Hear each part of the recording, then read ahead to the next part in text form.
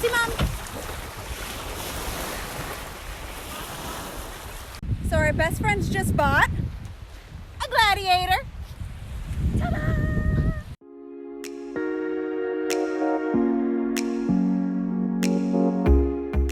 So I've got a funny little story to tell.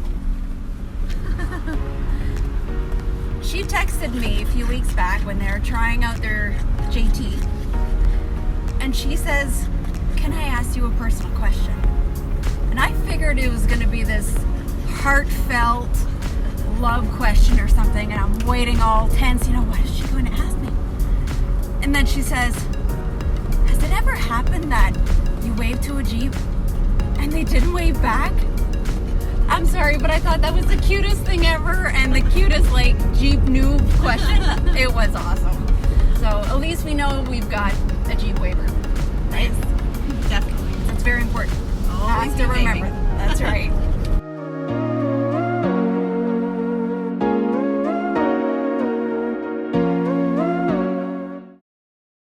It was beginning to come clear that our time in St. Andrews was coming to an end.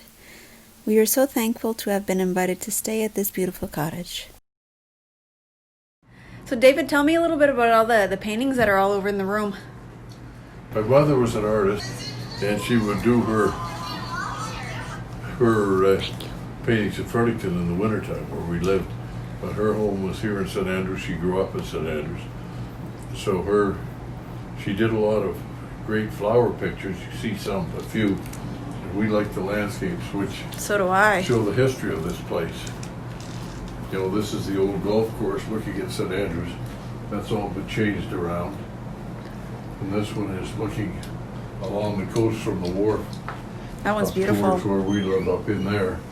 You can see us way up in the corner there somewhere. Cool. Towards the golf course and the point. But so my father built this place, and it was never really occupied. My mother, this was her art gallery. And when she got sick, we took it over and did a lot of work.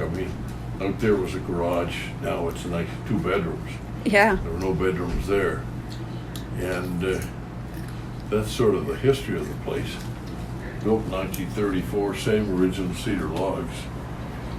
As you can see, that was an outside veranda. If you see the picture out on the wall, Yes. You see the old house as it was, or the old cottage here. And we've done a lot of work on it.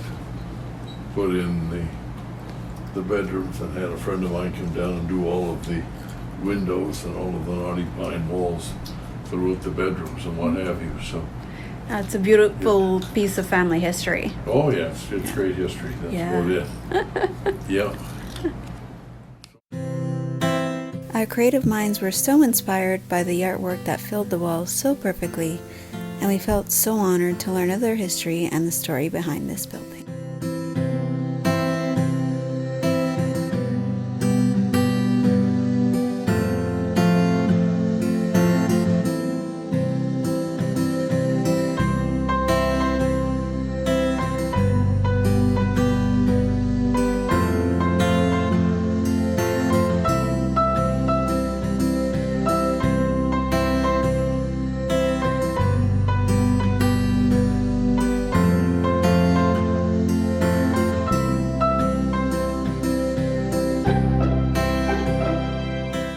This is the original agreement for the cabin. It was built in 1933 for $150 plus materials.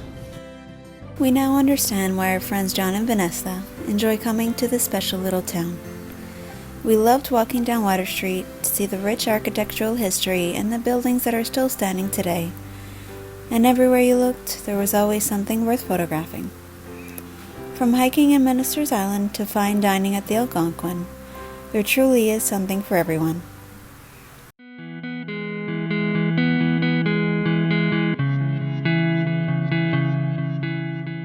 We had been recommended to stop at Greens Point Lighthouse, so we made sure to do that on our way home.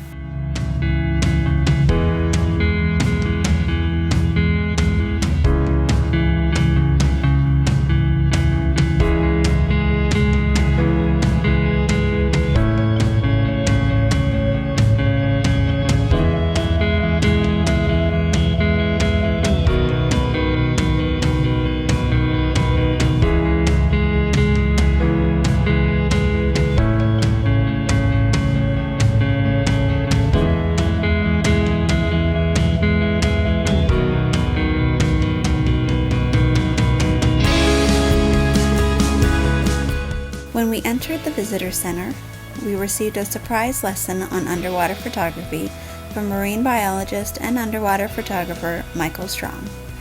We could have spent hours looking at the artifacts that had been collected inside.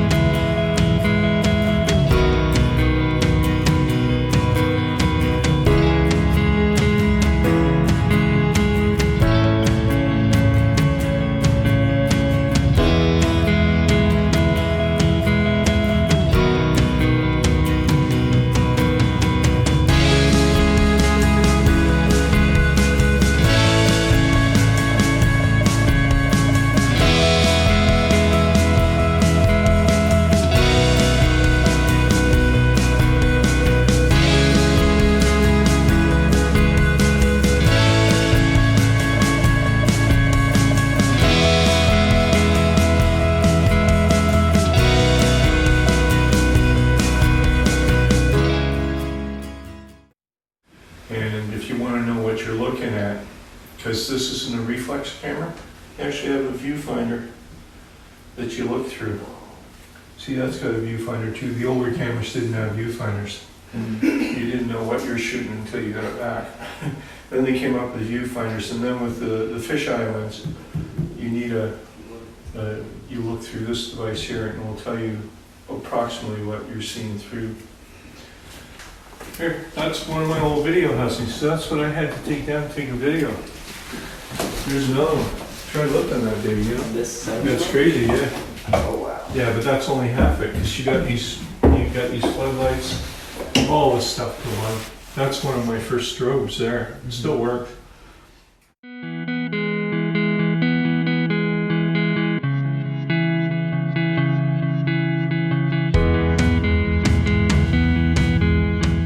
There were two pilots, and then you had two guys operating the mechanical arms. So you want to sample of something, you know, and these were the same arms that they use, you know, on the space shuttle.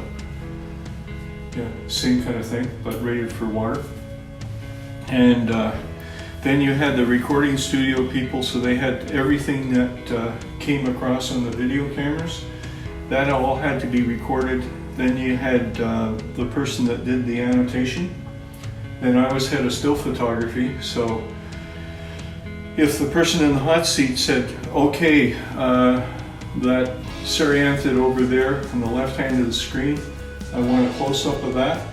And so the command would go back to my seat, and then I would say, okay, I would command the pilot to take the submersible over closer to that. And then I could do optical zoom or digital zoom, and we'd try to frame it up. And that would all be annotated by the annotation crew. And then when the buffers were all filled up, we had to upload all this digital imagery without bringing, you've got your submarine down 3,000 meters. You don't want to bring the whole thing up because you're going to leave it there, and upload all this stuff and clean the buffers and then keep going. Yeah. If you're into the photography, that's a book I wrote about Really? my time at DFO. There's ROPO stills that we do at 3,000 meters to give you Wow. Oh, is that the little? It's not little. It's about. Not if it takes a crane, but it does look kind of. It'd stand on deck about that high, about that big. That's the Hudson there. But these are the other camera platforms. There's CamPod. I was piloting CamPod in those days. And some imagery from that. There's ROPOS. It's in the water, so it's been deployed. Oh, neat. And it's all powered with underwater jets. And that's the bio box there. That was my job for DNA sampling. We would have a sample box. So the guys operating the mechanical arms on this would pick off stuff and stick it in and so we'd have different tubes in here. And the pilot was, or the mechanical arm operator was really good, so he could drop the specimens in there and cap them. Neat. Quite successful. There's that's the control room there, to give you an idea. It's like a war room. You go in there. Well, the technology is just like, it's was the place to be.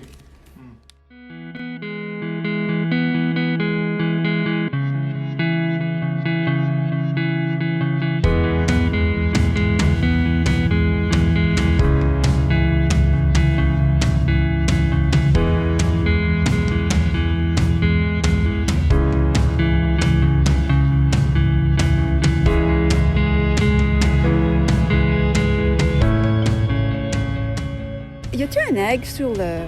Yep. Holy frig! Oh, avoir la caméra right now, là? Oui, va. Que je vais y aller chercher la mienne après. Despite the rain, we grabbed our cameras and enjoyed taking pictures of the captivating landscapes surrounding the lighthouse before starting our trek home.